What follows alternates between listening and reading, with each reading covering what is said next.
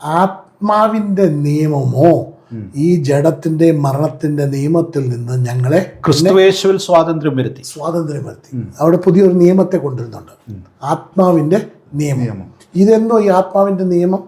ഈ പരിശുദ്ധാത്മാവ് പറഞ്ഞാൽ അതിനപ്പുറം നടക്കത്തില്ലെന്ന് എന്ന് നിങ്ങളുടെ മനസ്സിന് ഉറച്ച് മനസ്സിലാകുമോ, അന്ന് നിങ്ങൾ ഈ അനുസരണക്കേടിന് ന്യായം വിധിക്കാൻ തുടങ്ങും. പരിശുദ്ധാത്മാവ് വന്നിരിക്കുന്ന ഗൈഡായിട്ട് നമ്മൾ നടത്താൻ വേണ്ടിയാണ് വന്നിരിക്കുന്നത്. നമ്മൾ ഈ പുള്ളിയെ ആത്മീകമാക്കി വെച്ചിരിക്കുക, കംപ്ലീറ്റ്ലി സ്പിരിച്വൽ ആക്കി വെച്ചിട്ട് ഞായറാഴ്ച 1.5 മണിക്കൂർ കൈയടിക്കാനും അന്യഭാഷ പറയാനുമായിട്ട് ഈ പുള്ളിയെ ഒതുക്കി വെച്ചിരിക്കുക. നിങ്ങളുടെ daily life every second Jaya ജീവിതത്തിൽ സത്യത്തിൽ നടത്താൻ വേണ്ടി വന്നാണ്.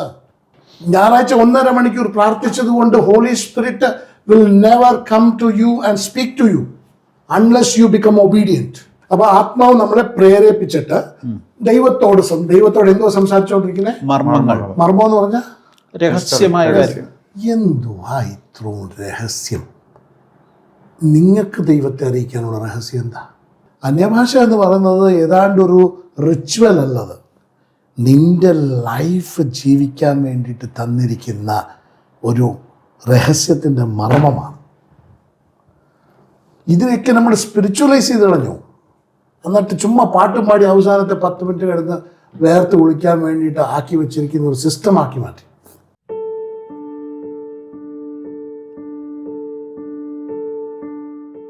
ഹല്ലേലൂയ ന്യൂസിലേക്ക് എല്ലാവർക്കും ഒരിക്കൽ കൂടെ സ്വാഗതം. വീണ്ടും നമ്മൾ പാസ്റ്റർ വിനോദ് ചാക്കോയുമായിട്ടുള്ള ദൈവരാജ്യ സംഭാഷണങ്ങൾ തുടരുകയാണ്. ദൈവവചനത്തിൻ്റെ കുറച്ചുകൂടെ ആഴമായ അർത്ഥതലങ്ങളിലേക്ക് അദ്ദേഹം നമ്മളെ നയിച്ചുകൊണ്ടിരിക്കുകയാണ്. വിയോജിപ്പുകൾ ഉണ്ടാകാം, പലർക്കും ഇതിനകത്ത് സംശയങ്ങളും ചോദ്യങ്ങളുമുണ്ട്. എന്നാൽ അദ്ദേഹം നമ്മുടെ മുൻപിൽ വെച്ചിരിക്കുന്ന ആശയങ്ങളോട് അനുകൂലമായിട്ടുള്ള പ്രതികരണങ്ങളാണ് നമ്മുടെ യൂട്യൂബ് ചാനലിൽ ധാരാളമായി വന്നുകൊണ്ടിരിക്കുന്നത്. എന്നാൽ അപൂർവം ചില ചോദ്യങ്ങളും ഉയരുന്നുണ്ട്. ഏതായാലും നമ്മൾ മുൻപ് പറഞ്ഞു വന്ന വിഷയങ്ങളുടെ അനുബന്ധമായി പുത്രത്വം എന്ന വിഷയത്തെക്കുറിച്ചുള്ള ഒരു സംഭാഷണമാണ് ഇന്ന് നടത്തുവാനായിട്ട് ആഗ്രഹിക്കുന്നത്. അതിൻ്റെ ആരംഭത്തിൽ മുൻ എപ്പിസോഡുകളിൽ ഉണ്ടായിട്ടുള്ള ചോദ്യങ്ങളിൽ ചിലതിനെ മാത്രം ഒന്ന് അഡ്രസ്സ് ചെയ്തിട്ട് മുന്നോട്ട് പോകാമെന്ന് താല്പര്യപ്പെടുന്നു. Pastor Vinod Chacko. Hi, praise the Lord. Yes, ഇന്ന് നമ്മുടെ കൂടെ അതിഥിയായിട്ട് എൻ്റെ സ്നേഹിതൻ പാസ്റ്റർ സാം ചെന്നിത്തല കൂടെയുണ്ട്. അദ്ദേഹത്തെയും ഞാൻ സ്വാഗതം ചെയ്യുന്നു. കർത്താവ് അനുഗ്രഹിക്കട്ടെ. പക്ഷേ എങ്ങനെയുണ്ട് പ്രതികരണം നമ്മുടെ വീഡിയോകളോട്? പാസ്റ്റർക്ക് നേരിട്ടുള്ള പ്രതികരണം? ഞാൻ കുറച്ചൊക്കെ വായിച്ചായിരുന്നു കമൻസ്. നല്ല കമൻസാണ്. ഈ പ്രാവശ്യത്തെ റൈച്ചസ്നെസ്സിനെ കുറിച്ചുള്ള കമൻസ് നല്ല കമൻസുകളാണ്. എങ്ങാണ്ട് 1-2 ഉള്ളൂ കുറച്ച് ഇതായിട്ടുള്ളത്. പക്ഷെ ബാക്കിയുള്ള എല്ലാം എന്നെ പലരും ഫോൺ വിളിക്കാറുണ്ട്. ഇങ്ങനെ ഒരു റെവലേഷൻ നമ്മൾ കേട്ടിട്ട് പോലുമില്ല വർഷങ്ങളായിട്ടെന്നും പറഞ്ഞ്. പിന്നീട് ഇതിനെ റെഗുലറായിട്ടൊരു ഇതായിട്ട് ടീച്ചിങ് ആയിട്ട് എടുക്കുന്നൊക്കെ പറഞ്ഞ് പല ഇതുണ്ട്. പക്ഷേ നമ്മൾ പ്രാർത്ഥിക്കുക, നമ്മൾ എടുത്ത് ചാടിയൊന്നുമില്ല. എന്നാലും നല്ല നല്ല കമൻസുകളാണ്. Thank you so much watch ചെയ്യുന്ന എല്ലാവർക്കും. ഇതിന് ഞാൻ പറയുന്നത്, ഞങ്ങൾക്ക് ഹെൽപ്പ് ചെയ്യാൻ പറ്റുന്ന ഒരു വഴി എന്താണെന്ന് പറഞ്ഞാൽ ഇത് അനേകർക്ക് ഷെയർ ചെയ്യാൻ പറ്റുന്നതാണ്. ഇത് അനേകർക്ക് ഈ സത്യത്തെ ഷെയർ ചെയ്യുമ്പോഴത്തേക്കിന് ദൈവരാജ്യം സ്ഥാപിക്കപ്പെടും. ജനങ്ങൾ ഭയങ്കര നെക്സ്റ്റ് ലെവലിൽ ഫെയ്ത്തിലേക്ക് അവർക്ക് കയറാൻ പറ്റും. അതുകൊണ്ട് നിങ്ങൾക്ക് ചെയ്യാൻ പറ്റുന്ന ഒറ്റ ഒരു കാര്യം, അനേകർക്ക് ഇത് ഷെയർ ചെയ്യുക, പറയുക, മറ്റുള്ളവരോട് ഇത് നിങ്ങളുടെ സോഷ്യൽ മീഡിയയിൽ ഇത് മറ്റുള്ളവർക്ക് ഷെയർ ചെയ്ത് ഹെൽപ്പ് ചെയ്യുന്നത് സുവിശേഷം പറയുന്നതിന് തുല്യമായിരിക്കും. Thank you so much. Okay, pastor പറഞ്ഞതിന് ഞാൻ അനുബന്ധമായിട്ട് പറയുക, ഹല്ലേലൂയ ന്യൂസിൻ്റെ ചാനൽ ഇതുവരെ സബ്സ്ക്രൈബ് ചെയ്തിട്ടില്ലാത്ത ആരെങ്കിലും ഉണ്ടെങ്കിൽ നിങ്ങളത് സബ്സ്ക്രൈബ് ചെയ്യുക. അതുപോലെ ഞങ്ങളുടെ ഫാമിലി മെമ്പർ ആകാൻ നിങ്ങൾക്ക് ആർക്കെങ്കിലും താല്പര്യമുണ്ടെങ്കിൽ അതിനുള്ള അവസരവുമുണ്ട്. ദൈവം നിങ്ങളെ അതിനുവേണ്ടി സഹായിക്കട്ടെ. നമ്മൾ ചോദ്യങ്ങളിലേക്ക് ആദ്യം ഒന്ന് പോയിട്ട്, ചോദ്യങ്ങളെന്ന് പറയാനൊക്കത്തില്ല, വളരെ ചെറിയ അഭിപ്രായങ്ങളൊക്കെയാണ്. ഷെറിൻ ജോൺ എന്ന് പറയുന്ന വ്യക്തി ചോദിച്ചിരിക്കുന്നൊരു കാര്യം, അമേരിക്ക പോലുള്ള രാജ്യങ്ങളുണ്ട്, അവിടെ ക്രിസ്ത്യാനികളാണ്, പ്രസിഡൻറ്റും ക്രിസ്ത്യാനിയാണ്. അപ്പം നമ്മൾ നേരത്തെ പറഞ്ഞു വന്ന സംഭാഷണത്തിനിടയിൽ ഈ രാജ്യത്തിൻ്റെ ഭരണം, വാഴ്ച, ഇതിനകത്തൊക്കെ ഒരു ക്രിസ്ത്യാനിക്ക് ഇടപെടാനുള്ള സ്പേസ് ഉണ്ടാകണം, അല്ലെങ്കിൽ അതിനുവേണ്ടി തയ്യാറാകണം എന്നുള്ള ഒരു ആശയം പറഞ്ഞായിരുന്നല്ലോ. അപ്പോൾ അതോടനുബന്ധമായിട്ടുള്ള ചോദ്യമാണ്, ആ രാജ്യങ്ങൾ അമേരിക്ക പോലുള്ള ക്രൈസ്തവ ഭരിക്കുന്ന രാജ്യങ്ങളിൽ പോലും ആ നിലയിലുള്ള ഒരു ധാർമ്മിക നിലവാരം പുലർത്തുവാൻ സാധിക്കുന്നില്ല. ഏറ്റവും വേഴ്സായിട്ടുള്ള രാജ്യങ്ങളാണ് ഈ രാജ്യങ്ങളിൽ പലതും ധാർമ്മികമായിട്ട്. അപ്പം ഇവിടെ ആർക്കും എന്ത് ചെയ്യാൻ പറ്റുന്നില്ല, ഈ ഒരു നീതിപൂർവമായ ഭരണം നടത്താനോ കൃത്യമായ ഒരു ദൈവരാജ്യത്തിൻ്റെ ആ ഒരു പേഴ്സ്പെക്റ്റീവിലുള്ള ഒരു കാര്യങ്ങൾ ചെയ്യുവാനോ ഇവിടെ സാധിക്കത്തില്ല. അപ്പോൾ അതുകൊണ്ട് നമ്മളുടെ അങ്ങനെയുള്ളൊരു ശ്രമം വൃഥാ ശ്രമമല്ലേ എന്നുള്ളതാണ് അദ്ദേഹത്തിൻ്റെ ഒരു ചോദ്യം. പുള്ളി അനുബന്ധമായിട്ട് പറയുന്നുണ്ട്, യെഹെസ്കേൽ പ്രവചനം 22:30 വാക്യത്തിൽ ഇടിവിൽ നിൽക്കുവാൻ ദൈവം ഒരു മനുഷ്യനെ എന്ത് ചെയ്തു, അന്വേഷിച്ചു. അപ്പം ആ ഒരു ദൗത്യമാണ് നമുക്കുള്ളത്. ഞാൻ അവരുടെ ഇടയിൽ ഒരു മനുഷ്യനെ അന്വേഷിച്ചു, അത് മതിൽ പണിയുക, ദേശത്തിന് വേണ്ടി ഇടിവിൽ നിൽക്കുക, ഇതാണ് നമ്മുടെ ദൗത്യം എന്നാണ് അദ്ദേഹം പറയുന്നത്. ഓക്കെ, ഇപ്പോൾ ഞാൻ ചോദിക്കുന്നത്, ഈ പറയുന്നയാൾ എന്തുകൊണ്ടാണ് അമേരിക്കയ്ക്ക് പോയിരിക്കുന്നത്? അല്ല, അമേരിക്കയിൽ നിന്നല്ല പുള്ളി ചോദിച്ചേക്കുന്നത്. അമേരിക്കയിലാണോ എന്നറിയത്തില്ല, അത് പറയുന്നില്ല. ഓക്കെ, അമേരിക്കയിൽ ഞാൻ പോയിട്ടുണ്ട്, ഉണ്ട്. UK ഞാൻ പോയിട്ടുണ്ട്. അവിടുത്തെ സിറ്റികൾ ഏറ്റവും ബെസ്റ്റ് സിറ്റിയാണ്. ഇന്ന് മെട്രോ ഇവിടെ വന്നിട്ട് 10 വർഷമായില്ല. 200 വർഷം മുൻപെയാണ് അവിടുത്തെ മെട്രോസ് വന്നിട്ടുള്ളത്. അത് എന്തുകൊണ്ടാണ് അവർക്ക് അങ്ങനെ ആ ഒരു ബെനിഫിറ്റിലേക്കും ആ ഒരു ഇത് കണ്ടത്? ദൈവരാജ്യത്തിൻ്റെ പ്രിൻസിപ്പളിൽ കൂടെ. സാറേ, അത് നമുക്ക് അങ്ങനെ വ്യാഖ്യാനിക്കുന്നത് തെറ്റാണെന്നാണ് എൻ്റെ ചിന്ത. അതായത് ഇപ്പം അമേരിക്കയെക്കാട്ടിലും സമ്പന്നമായ അല്ലെങ്കിൽ എസ്റ്റാബ്ലിഷ്ഡ് ആയിട്ടുള്ള ഡെവലപ്മെൻറ്റ്സ് ഉള്ള രാജ്യങ്ങൾ പലത് ലോകത്തിലുണ്ട്. മാത്രവുമല്ല, ഇപ്പോൾ ചൈന ഒരു കമ്മ്യൂണിസ്റ്റ് രാജ്യമാണ്. ആ രാജ്യത്തിനുണ്ടായിരിക്കുന്ന ഡെവലപ്മെൻറ്റ്സ്, ആ രാജ്യം അമേരിക്കയെക്കാട്ടിലും ഒരു 50 വർഷം മുന്നിലാണ് ഓടുന്നത്, അവരുടെ സിറ്റികളും. തീർച്ചയായിട്ടും. അപ്പോൾ അതൊന്നും വെച്ചിട്ട് നമുക്ക് എന്ത് ചെയ്യാനൊക്കത്തില്ല. ദൈവരാജ്യത്തിൻ്റെ ഇത് അല്ലെങ്കിൽ അതിനെ അംഗീകരിച്ചത് കൊണ്ടാണ് അവിടെ മെട്രോ ഉണ്ടായെന്നോ ഒന്നും പറയാനൊക്കത്തില്ല. ഞാൻ പറഞ്ഞതിൻ്റെ ആശയം മനസ്സിലായി. പറയും. പക്ഷേ അവരുടെ പ്രിൻസിപ്പൽസ്, ഈ പറഞ്ഞ ബിബ്ലിക്കൽ പ്രിൻസിപ്പൽസ്, അതിൽ അടിസ്ഥാനപ്പെട്ടാണ് അവർ തുടങ്ങിയത്. അവിടുത്തെ അത് ഇത്രയും വർഷവും അത് സുപ്രീം പവർ തന്നെയായിരുന്നു. ഇപ്പോഴും കൺട്രോളിലാക്കിയത്. നമ്മളിത് സംസാരിച്ചുകൊണ്ടിരിക്കുമ്പോൾ ഇറാനിൽ തകർത്തു വാരിക്കൊണ്ടിരിക്കുകയാണ്. അത് എന്തുകൊണ്ടാന്ന് പറഞ്ഞാൽ അവർ ബിൽഡ് ചെയ്ത് വെച്ച ഒരു ഫൗണ്ടേഷന്റെ ഒരു പവറാണ്. നമ്മളെ വിളിച്ചിരിക്കുന്നത് വാഴാൻ വേണ്ടിയിട്ടാണ്. പക്ഷേ അത് വാഴ്ന്നുകൊണ്ടിരിക്കുമ്പോഴത്തേക്കിന് മിക്സ് ചെയ്ത് വരുന്ന ബാക്കിയുള്ള കൾച്ചേഴ്സ് വന്നുകൊണ്ട് ഇതിൻ്റെ ഇത് കണ്ടാമിനേറ്റ് ആയിട്ട് പോകുന്നതാണ് സംഭവം. അതല്ലാണ്ട് ഈ പറഞ്ഞ ഇതിന് ശക്തി ഇല്ലാണ്ട് പോകുന്നത് തെറ്റായതുകൊണ്ടല്ല. പ്രിൻസിപ്പൾ എപ്പോഴും വാഴാൻ വേണ്ടിയിട്ടും അത് ബ്ലെസ്ഡ് ആകാൻ വേണ്ടിയിട്ടുള്ള പ്രിൻസിപ്പളാണ്. പക്ഷെ അതേ സമയത്ത് അവിടെ ഇപ്പോഴത്തെ എന്താ പറയുക, പ്രിൻസിപ്പൾ ഇല്ലാത്തവർ അടുത്ത വർഷം പിന്നെ അവർ വാഴാൻ കയറും.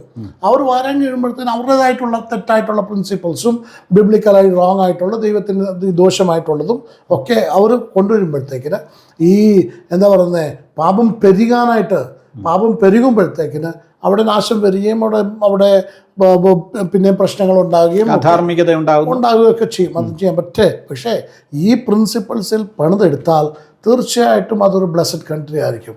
ഇപ്പം അതിനകത്തൊരു ഇനിയൊരു ഉദാഹരണമാണ് നമ്മുടെ സൗത്ത് കൊറിയ എന്ന സ്ഥലം. സൗത്ത് കൊറിയ എന്ന് പറയുന്നത്, അതിൻ്റെ അകത്ത് മാക്സിമം 99% ക്രിസ്ത്യൻസുമാണ്.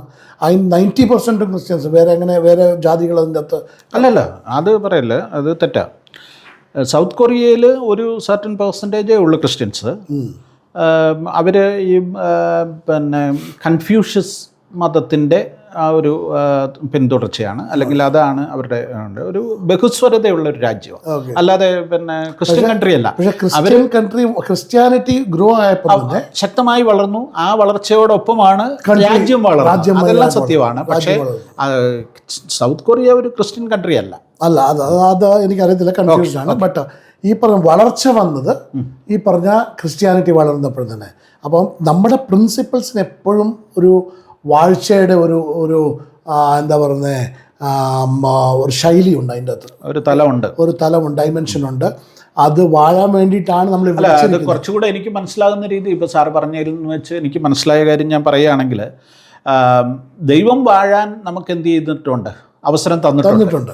നമ്മളത് ചെയ്യാതിരിക്കുമ്പോൾ വേറെ ആളുകൾ എന്ത് ചെയ്യും, അത് കട്ടെടുക്കും. കട്ടെടുക്കും, ഇല്ലെങ്കിൽ അവിടേക്ക് റീപ്ലേസ് ചെയ്യപ്പെടുന്നത് അധാർമികതയുള്ളവരോ അല്ലെങ്കിൽ ദൈവവിശ്വാസം ഇല്ലാത്തവരോ ഒക്കെ വരുമ്പോൾ കണ്ടാമിനേറ്റഡ് ആയി പോകുന്നു. വേറെ ഒരു പ്രിൻസിപ്പൾ, വേണ്ടാത്ത പ്രിൻസിപ്പൾ കയറി വന്ന് വാഴാൻ തുടങ്ങും.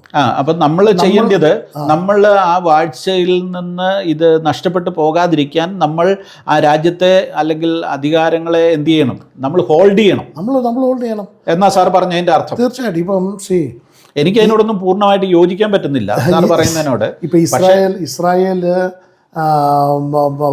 ഇസഹാക്കും കൂട്ടറും ഫുഡ് അവർക്ക് ശാപ്പാടില്ലാത്ത അവസ്ഥയിലേക്ക് വന്നു കയറി. പക്ഷേ വരുന്നതിന് മുൻപേ തന്നെ, ഒരു 10 വർഷം മുന്നേ തന്നെ യൗസേപ്പിനെ ദൈവം അവിടെ വിട്ടിട്ട് അവിടെ എന്തുകൊണ്ടാണ് പൊളിറ്റിക്സിലോട്ട് കയറ്റിയത്? സാറേ, അതൊരു പൊളിറ്റിക്കൽ എൻട്രി അല്ല ജോസഫിൻ്റേത്. ജോസഫിൻ്റേത് ഒരു അപ്പോയിൻമെൻറ്റാണ്. അതായത് നമ്മളിവിടെ ഒരു IAS കാരനെ ഗവൺമെൻറ് അപ്പോയിൻറ്റ് ചെയ്യുന്നത് പോലെയുള്ള ഒരു സിസ്റ്റത്തിലാണ് അത് അവിടെ വരുന്നത്. അല്ലാതെ പൊളിറ്റിക്സിനെ സിവിൽ സർവീസുമായിട്ട് നമ്മൾ ക്ലബ് ചെയ്യാൻ ഒരാൾ അങ്ങനെ ആ കാര്യം കൂടെ എടുത്തു പറഞ്ഞിട്ടുണ്ട്. അല്ല, ഞാൻ പറഞ്ഞത് അവൻ രാജാവ് കഴിഞ്ഞിട്ടുള്ള നെക്സ്റ്റ് പേഴ്സണായിട്ട് അതെ ഗോഡ് അപ്പോയിൻറ്റ് ചെയ്യുമായിരുന്നു അവിടെ. ദൈവമാക്കി ഫറവോനുമാക്കി. പക്ഷേ അതാ പറഞ്ഞത്, അവിടെ അതൊരു പൊളിറ്റിക്കൽ എൻട്രി അല്ല. അല്ലെങ്കിൽ ഈ പൊളിറ്റിക്സ്, നമ്മൾ ഇന്നത്തെ പോലുള്ള ഒരു ജനാധിപത്യ സംവിധാനത്തിൽ ഒരു രാഷ്ട്രീയ പാർട്ടിയുടെ ഭാഗമായി നിന്ന് ഭരണത്തിലേക്ക് വരുന്ന തെരഞ്ഞെടുപ്പിലൂടെ ഒന്നും വരുന്ന ഒരു രീതിയല്ല. ആഗ്രഹിച്ചിട്ട് വന്നതുമല്ല. കിങ്ഡം റൂളാണ്. ആ ദേശം വാഴാൻ വേണ്ടിയിട്ട് അവന് വിട്ടുകൊടുക്കുവാണ്. ആ ദേശം നോക്കി നടത്താൻ, വാഴാൻ വേണ്ടിയിട്ട്, ആ ദേശത്തെ സിസ്റ്റമാറ്റിക് ആയിട്ട് ആക്കിയെടുക്കാൻ വേണ്ടിയിട്ട് രാജാവിന് വിട്ടുകൊടുക്കുക ചെയ്യുന്നത്. അപ്പോൾ സാർ പറഞ്ഞു വരുന്നതിൻ്റെ അർത്ഥം, ഇപ്പോഴത്തെ നമ്മൾ ജീവിക്കുന്ന ഒരു ജനാധിപത്യ രാജ്യത്ത് രാജ്യത്തിൻ്റെ സിസ്റ്റത്തിൽ കൂടെ വേണം നമ്മൾ കയറി വരാൻ. രാജ്യത്തെ സിസ്റ്റത്തിൽ നമ്മളുടെ സിസ്റ്റം എപ്പോൾ നമുക്ക് ഇംപ്ലിമെൻറ്റ് ചെയ്യാൻ പറ്റുന്ന ഒരവസ്ഥ വരുമോ, ഗ്രോ ആവുമോ, നമ്മൾ വളരുമോ, അന്ന് നമ്മളുടെ സിസ്റ്റം ഇംപ്ലിമെൻറ്റ് ചെയ്യാനായിട്ട് നമ്മളുടെ ആളുകൾ അവിടെ ഉണ്ടാകണം. ഈ ഇൻഫിൽട്രേറ്റ് ചെയ്യണം. നമ്മളെ ദൈവം വിളിച്ചിരിക്കുന്നത് ഉപ്പാകാൻ വേണ്ടിയിട്ടാണ്. ഉപ്പായിരിക്കാനാണ്, ലോകത്തിൽ വെളിച്ചമായിട്ടിരിക്കാനാണ്. ഓക്കെ, ഇരുട്ടുള്ളപ്പം വെളിച്ചം, ഇരുട്ട് ഭയങ്കരമായിട്ട് ഉണ്ട്, അപ്പം പിന്നെ നമുക്ക് പറ്റത്തില്ല. ഓക്കെ, കുഴപ്പമില്ല. പക്ഷെ നമ്മൾ വെളിച്ചമായി വന്നിട്ടും പിന്നെ ഇരുട്ടിലിരിക്കാനാണെങ്കിലോ? അല്ല, വെളിച്ചം വരുമ്പോൾ സ്വാഭാവികമായിട്ട് ഇരുട്ട് മാറിപ്പോകുമല്ലോ. പക്ഷേ ഈ വെളിച്ചത്തിന് അവൻ്റെ വെളിച്ചം അങ്ങോട്ട് വരണ്ടേ അല്ലേ? വെളിച്ചത്തിന് ഞാൻ വെളിച്ചമാണ് എന്നുള്ള ഒരു വെളിപ്പാടില്ലാണ്ട് പോയാൽ ഇരുട്ടിൻ്റെ അകത്ത് മറഞ്ഞു കിടക്കത്തേ ഉള്ളൂ. മനസ്സിലായി. ഇപ്പം നമ്മളിപ്പോഴെല്ലാം പറയുന്നുണ്ട്, മോദിക്ക് ബുദ്ധി കൊടുക്കണം, ഇല്ലെങ്കിൽ അല്ല, നമ്മളെല്ലാം രാജ്യത്തെ പ്രധാനമന്ത്രിക്ക് വേണ്ടിയും പ്രാർത്ഥിക്കുന്നുണ്ട്. അപ്പം ഇപ്പോൾ FSC ലേഖനം 2-ാം അധ്യായം 1-ാമത്തെ വാക്യം പറയുന്നത്, നിങ്ങളെ മുൻപേ അനുസരണക്കേടിൻ്റെ ആത്മാവ്, ദുരാത്മാവ് ഭരിച്ചവരാ. അനുസരണക്കേടിൻ്റെ, ഈ ലോകത്തിൻ്റെ അനുസരണക്കേടിൻ്റെ ദുരാത്മാവിനാൽ നയിക്കപ്പെട്ടവരാ. ഇവരതിൻ്റെ കീഴിലുള്ളവരല്ലേ. അവരോട് അനുസരണം പഠിപ്പിക്കാൻ പറ്റുമോ? അവർക്ക് പറ്റത്തില്ല. അപ്പം നമ്മളിവിടെ അനുസരണം പഠിച്ചവരുണ്ട്. സാറേ, ഇപ്പം മോദി അല്ലെങ്കിൽ പിണറായി വിജയൻ അല്ലെങ്കിൽ ആരെങ്കിലും ആയിക്കോട്ടെ, അവര് ദൈവവിശ്വാസമുള്ളവരോ ഇല്ലാത്തവരോ വേറെ മതത്തിൽ വിശ്വസിക്കുന്നവരോ ഇതൊന്നും വിഷയമല്ല. ദൈവത്തെ സംബന്ധിച്ചിടത്തോളം കോരശ് എൻ്റെ ഇടയൻ എന്ന് പറഞ്ഞ് കോരശിനെ ഉപയോഗിക്കുവാൻ ദൈവത്തിന് സാധിക്കുമെങ്കിൽ ലോകത്തിലുള്ള ഏത് ഭരണാധിപനെയും എന്ത് ചെയ്യാൻ പറ്റും? ദൈവത്തിന് അനുകൂലമാക്കാം. ഇപ്പം നെഹമ്യാവ് ഉണ്ടാകുന്ന നെഹമ്യാവിൻ്റെ സമയത്തും കോരേഷിൻ്റെ തന്നെ ദേവാലയം പണിയാൻ വേണ്ടിയിട്ട് നമുക്ക് വേണ്ടി അനുകൂലമാക്കി മാറ്റും. അതെ, രാജാവിൻ്റെ മനസ്സ് യഹോവയുടെ കയ്യിലാന്ന് പറഞ്ഞ് നമുക്ക് വേണ്ടി ഫേവർ കൊണ്ടുവരാൻ പറ്റും. അതെ, മനസ്സിലായില്ലേ? പക്ഷേ ആ രാജ്യത്തിൻ്റെ സ്ഥിതി മാറ്റാൻ പറ്റത്തില്ല.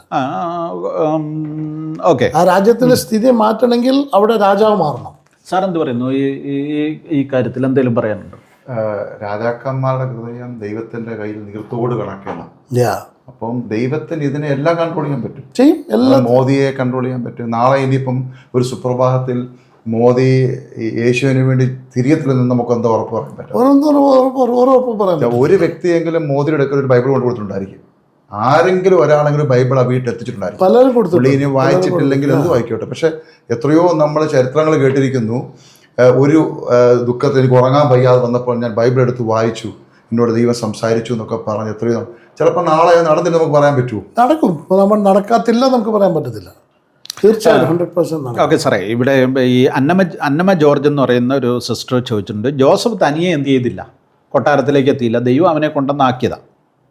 അപ്പം നമ്മൾ ഇതിനു വേണ്ടി ഒരു പരിശ്രമം നടത്തേണ്ട കാര്യമില്ല എന്നാണ് പുള്ളിക്കാരി എന്ത് ചെയ്തേക്കുന്നത്. ഞാനൊരു സംശയം ചോദിച്ചോട്ടെ, ഈ ജോസഫ് ആ കൊട്ടാരത്തിൽ വന്നത് നമ്മൾ പറയുന്നുണ്ട് ദൈവം രണ്ടാമനാക്കി എന്നൊക്കെ പറയുന്നുണ്ട്. പക്ഷേ അത് അബ്രഹാമിന് ദൈവം കൊടുത്ത ഒരു അടിയുണ്ട്, അവിടെ കിടപ്പുണ്ട്. 400 സംവത്സരം നിൻ്റെ തലമുറ മറ്റൊരു ദേശത്ത് അടിമയായിരിക്കുമെന്ന്. അപ്പോൾ അതിലേക്കൊരു ചാല് ദൈവം ഒരുക്കി കൊണ്ടുപോകാന്നല്ലേ അതിനകത്തുള്ള സംഭവം തോന്നത്തുള്ളൂ. ശരിയാണ്, അവിടെ ജോസഫിനെ ദൈവം രാജ്യത്തിൽ രണ്ടാമനാക്കി മാറ്റി. പക്ഷേ ആ ചാലിക്കൂടെ ദൈവത്തിൻ്റെ ഒരു അടി, ഒരു പണിഷ്മെൻറ്റിലേക്ക് ദൈവം കൊണ്ടുപോവാണ്. പക്ഷെ പണിഷ്മെൻ്റ് ആണെങ്കിലും ബ്ലെസ്സിങ് ആണെങ്കിലും ജനത്തെ വീണ്ടെടുക്കാൻ ദൈവം രാജാക്കന്മാരെ എഴുന്നേൽപ്പിച്ചു. ഇവിടെ നിങ്ങൾ പറഞ്ഞു ദൈവത്തിൻ്റെ പണിഷ്മെൻ്റ് ആണെന്ന്. അത് കഴിഞ്ഞ് പുറത്തു കൊണ്ടുവരാനായിട്ട്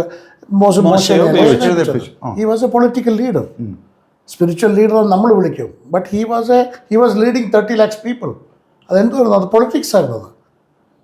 അതവിടെ രാവിലെ എഴുന്നേറ്റ് വേറൊന്നുമല്ല, ജനത്തിന്റെ പ്രശ്നങ്ങൾ മാറ്റുകയും. പൊളിറ്റിക്സ് എന്ന് പറയുമ്പോൾ ഒരു പാർട്ടിയോ അല്ലെങ്കിൽ ജനാധിപത്യത്തിന്റെ സംവിധാനത്തിലായി പൊളിറ്റിക്സ് പറയുന്നത്. പക്ഷേ അവിടെ നടന്നത് ജനത്തിന്റെ പ്രശ്നങ്ങൾ തീർക്കുക ചെയ്തുകൊണ്ടിരുന്നത്. പക്ഷെ അത് ദൈവത്തിന്റെ കൺട്രോളിലല്ലായിരുന്നു. അപ്പം പൊളിറ്റിക്സ് എന്ന് പറയാൻ പറ്റുമോ?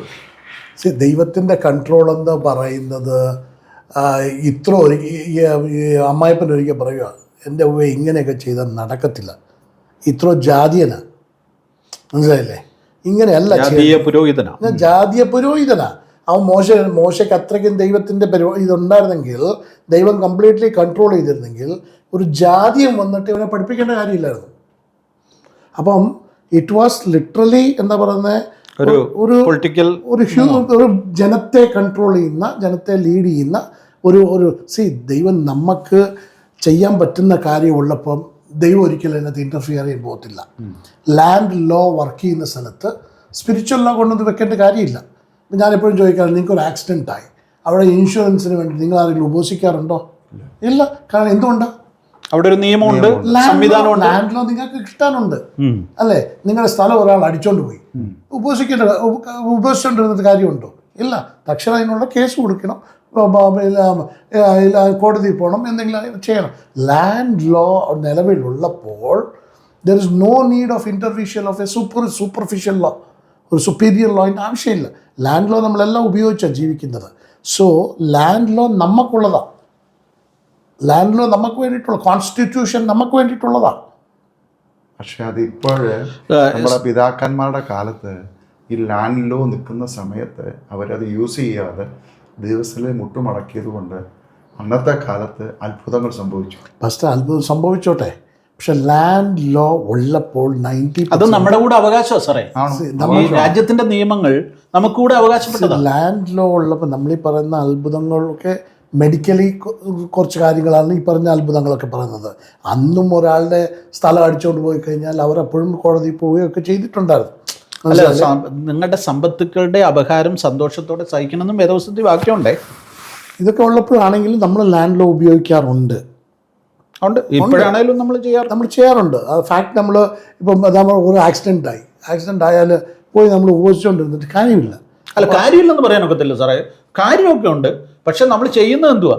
നമ്മൾ ഇൻഷുറൻസിന് ക്ലെയിം ചെയ്ത് വെച്ച് ഉപവസിക്കുകയും നമ്മൾ ആക്സിഡൻ്റ് ആയാൽ ആക്സിഡൻറ്റിൻ്റെ പ്രോസസ്സ് നോക്കണം. ഉണ്ട്. ആ പ്രോസസ്സ് നടത്തുമ്പോൾ തന്നെ അതിനകത്തൊരു ദൈവത്തിൻ്റെ ഒരു ഒരു ഒരു പിന്നെ 250 രൂപ ഷർട്ട് കിട്ടുമെങ്കിൽ പോയി 250 രൂപ കൊടുത്ത ഷർട്ട് വാങ്ങണം.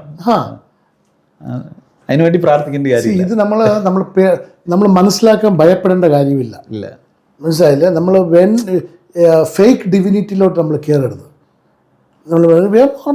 സാറേ, നമ്മളിങ്ങനെ തമാശ ഒക്കെ പറഞ്ഞെങ്കിലും അടിസ്ഥാനപരമായി യേശുക്രിസ്തു പറഞ്ഞ എൻ്റെ രാജ്യം ഐഹികമല്ല. പിന്നെ നമ്മൾ ഈ ഐഹികമായിട്ടുള്ള ഈ ലോകത്തിലെ ഇതിനെക്കുറിച്ച് അങ്ങനല്ല, രണ്ടായി പറഞ്ഞത്. നിങ്ങൾ ഈ ലോകത്തിൽ ആണെങ്കിലും നിങ്ങൾ ഈ ലോകക്കാർ അല്ല. ഒന്ന്, നിങ്ങൾ ഈ ലോകത്തിലാണ്, അത് ശരീരമുള്ളതുകൊണ്ട് നിങ്ങൾ ഈ ലോകത്തിലാണ്. പക്ഷെ നിങ്ങൾ ആത്മാവിൽ ജനിച്ചതുകൊണ്ട് നിങ്ങൾ ഈ ലോകക്കാർ അല്ല. പക്ഷേ ബോഡി ഇവിടെ ഉള്ളിടത്തോളം കാലം ഇവിടുത്തെ ലോ അനുസരിച്ചാണ് ഈ ബോഡി നീങ്ങുന്നത്. മനസ്സിലായില്ലേ? ഈ ലോ അനുസരിച്ച് തന്നെയാണ് ചാകുന്നവർ ഈ ബോഡി പോകേണ്ടത്. But at the same time you have a superior spiritual law which you have to follow for your daily living. Okay. അതൊരു എന്താ പറയുന്നത്, ഞാൻ നാളേക്ക് വേണ്ടിയിട്ട് കരുതി കൂട്ടിയിട്ട് ജീവിക്കുന്നവനല്ല. ഞാൻ എൻ്റെ ഈ ബൈബിൾ പറഞ്ഞിരിക്കുന്നത് ഏതോ ഒരു റിലീജിയസ് പെർസ്പെക്റ്റീവിൽ നിന്നല്ല, നിൻ്റെ ദൈനംദിന ജീവിതത്തെ എക്സോട്ട് ചെയ്യാനും നിൻ്റെ ഡെയിലി ലൈഫ് ബ്ലെസ്സഡ് ആക്കാനും എഴുതി വച്ചിരിക്കുന്ന ഒരു പുസ്തകമായത്. ഇതിനെ നമ്മളൊരു റിലീജിയസ് ആയിട്ട് എടുക്കേണ്ട പുസ്തകമേ അല്ല ഇത്. ഇത് ലിറ്ററലി നമ്മുടെ ബ്ലെസ്സഡ് ലൈഫ് ഈ ഭൂമിയിൽ ഉള്ളപ്പോൾ സ്വർഗത്തിൽ ഉള്ളതുപോലെ, അല്ലെങ്കിൽ ഹെവൻലി പ്രിൻസിപ്പിൾസിൽ ഭൂമിയിലുള്ളപ്പോൾ എങ്ങനെ ജീവിക്കാം, ഹൗ ക്യാൻ യു ലിവ് എന്നുള്ള പ്രിൻസിപ്പിൾ അതിൻ്റെ അത് എഴുതി വെച്ചിരിക്കുന്നത്. നമ്മളതിനെ എന്ത് ചെയ്യും, എന്താ പറയുന്നത്, ഈ സൺഡേ ചർച്ചിലേക്ക് മാറ്റി വെച്ചിട്ട് പ്രസംഗത്തിനായിട്ട് ഈ പുസ്തകം ഉപയോഗിച്ചിട്ട് ഡെയിലി പ്രിൻസിപ്പിൾസിൽ നമ്മുടെ ബുദ്ധിയെ വെച്ച് ജീവിക്കും. സാറേ, ബുദ്ധി മാത്രമല്ലല്ലോ, വചനത്തിൽ നമ്മൾ അങ്ങനെ പല വാക്യങ്ങൾ കാണുന്നുണ്ടല്ലോ. അതായത് ഇപ്പം നമ്മൾ പുഴുവും തുരുമ്പും കെടുക്കുകയും കള്ളന്മാർ തുരന്നു മോഷ്ടിക്കുകയും ചെയ്യുന്ന ഈ ഭൂമിയിൽ നിങ്ങൾ നിക്ഷേപം സ്വരൂപിക്കരുത്. അങ്ങനെ വാക്യമില്ലേ? ഉണ്ട്. പക്ഷേ നിങ്ങൾ ഇത് തൊടാത്ത സ്വർഗലോക അല്ലെങ്കിൽ ഹെവൻലി റിലംസിലുള്ളതിൽ നിങ്ങൾ സ്വരൂപിക്കുക. Keep your treasures there. അതെ. പിന്നെ സകല ദ്രവ്യാഗ്രഹവും സൂക്ഷിച്ചൊഴിഞ്ഞുകൊള്ളുവിൻ. ഒരുത്തിന് സമൃദ്ധി ഉണ്ടായാലും അവൻ്റെ വസ്തുവകയല്ല അവൻ്റെ ജീവനാധാരമായിരിക്കുന്നത്. ഇങ്ങനൊക്കെ വാക്യങ്ങൾ കിടക്കുക. അതുകൊണ്ട് പാസ്റ്ററെ, ലാൻഡ് ലോ വേണ്ടെന്ന് അവിടെ ആരും പറയുന്നില്ല. ഇല്ല. ബൈബിൾ ഒരിക്കലും ലാൻഡ് ലോയെ ഇല്ലാതാക്കാനോ നള്ളിഫൈ ചെയ്യാനോ പറയുന്നില്ല. അവിടെ ഒരിക്കലും പറയുന്നില്ല. അതിനെ മറുതലിച്ച് നടക്കാൻ ഒരിക്കലും പറയുന്നില്ല. ഈ ലോകത്തിൻ്റെ നിയമം എന്താണോ ആ നിയമങ്ങൾ പാലിച്ച് നടക്കണം. അതുകൊണ്ട് ഇപ്പം പണമാണ് നിങ്ങളുടെ എല്ലാത്തിൻ്റെയും ഇതൊന്നും അവിടെ പറയുന്നില്ല. എന്തോ പണത്തെക്കുറിച്ചൊരു വാക്യം പറഞ്ഞു. പണത്തെക്കുറിച്ച് പറഞ്ഞ വാക്യം എന്ന് പറയുന്നത് ഇതാണ്: സകല ദ്രവ്യാഗ്രഹവും സൂക്ഷിച്ചൊഴിഞ്ഞുകൊള്ളുവിൻ. ഒരുത്തിന് സമൃദ്ധി ഉണ്ടായാലും അവൻ്റെ വസ്തുവകയല്ല അവൻ്റെ ജീവനാധാരമായിരിക്കും. ഇംഗ്ലീഷിൽ പറയുന്നത് എങ്ങനെ അറിയാമോ? ദ ലവ് ഓഫ് മണി എന്നാ പറയുന്നത്. അതിനോടുള്ള ആഗ്രഹം, അതാണ് ദ്രവ്യാഗ്രഹം എന്ന് പറയുന്നത്. അതാണ് ലവ്. മണിയല്ല പ്രശ്നം. മണിയെക്കുറിച്ചുള്ള, മണിയുടെ മേലുള്ള നിങ്ങളുടെ ആറ്റിറ്റ്യൂഡാണ് പ്രശ്നം. സമ്പത്തല്ല വിഷയം, സമ്പത്തിനോടുള്ള മനോഭാവമാണ് വിഷയം. ബൈബിളിൽ ആരും സമ്പത്തില്ലാത്തവരായിരുന്നില്ല. അല്ല, ആരുമില്ല എന്ന് പറയാനൊക്കത്തില്ല. ദരിദ്രത്തിൽ ജീവിച്ച എത്ര ആളുകളുണ്ട്? കംപ്ലീറ്റ് പത്രോസ് ദരിദ്രത്തിലാണ്. ദരിദ്രമല്ലെങ്കിലും വലിയ കാശുകാരനല്ലായിരുന്നു. പുള്ളിക്ക് കടം കൊടുക്കാനുള്ള പൈസ ഒന്നുമില്ല. പിന്നെ പൗലോസ് ആണെങ്കിലും അദ്ദേഹത്തിനും പണ്ട് കാശുള്ളവനായിരുന്നു, പിന്നെ കാശ്. പൗലോസിന്റെ കാര്യം കഴിഞ്ഞ പ്രാവശ്യം നമ്മൾ പറഞ്ഞതാ. അതിനോട് അതിനെ പലരും വിമർശിച്ചിട്ടുണ്ട്. അതായത് പണ്ട് കാശുള്ളവനായിരുന്നു, അത് കഴിഞ്ഞ് പിന്നെ ഭിക്ഷ എടുത്താണോ ജീവിച്ചത്? അല്ല, ഭിക്ഷ എടുത്തെങ്കിലും പുള്ളി ഞെരുക്കത്തിൽ കൂടെ ജീവിച്ച മനുഷ്യനാണ്. ഞെരുക്കത്തിൽ കൂടെ എന്ന് പറഞ്ഞാൽ കഷ്ടങ്ങളിൽ കൂടെ കടന്നു പോയിട്ടുണ്ട്. പക്ഷെ പുള്ളിയുടെ ലിവിങ് സ്റ്റൈല്, പുള്ളി ഒരിക്കലും എന്താ പറയുന്നത്, അവിടുത്തെ യാത്രകൾ പുള്ളി പടകിലാണ് ചെയ്തിട്ടുള്ളത്, ഷിപ്സിലാണ് ചെയ്തിട്ടുള്ളത്. അതല്ലേ ഉള്ളൂ. എന്ന് പറഞ്ഞാൽ ഷിപ്പ് എന്ന് പറയുന്നത് ഇന്നത്തെ ഫ്ലൈറ്റ് പോലത്തെയാണ്. അല്ലാണ്ട് വേറെ സാധനങ്ങളുണ്ട് പോകാനായിട്ട്. അതല്ലാണ്ട് പുള്ളി യാത്ര ചെയ്തുകൊണ്ടിരുന്നത് നല്ല എക്സിക്യൂട്ടീവ് ലെവലിലുള്ള ഷിപ്സിലൊക്കെയാണ് യാത്ര ചെയ്തുകൊണ്ടിരുന്നത്. സാറേ, അത് വെച്ച് മാത്രം നമുക്കത്. ആൻഡ് ഓൾസോ ഹി ഹാഡ് മണി ഇല്ലാണ്ടല്ല പുള്ളി ജീവിച്ചത്. ഓഫറിങ്സുകൾ പുള്ളിക്ക് വരുന്നുണ്ടായിരുന്നു.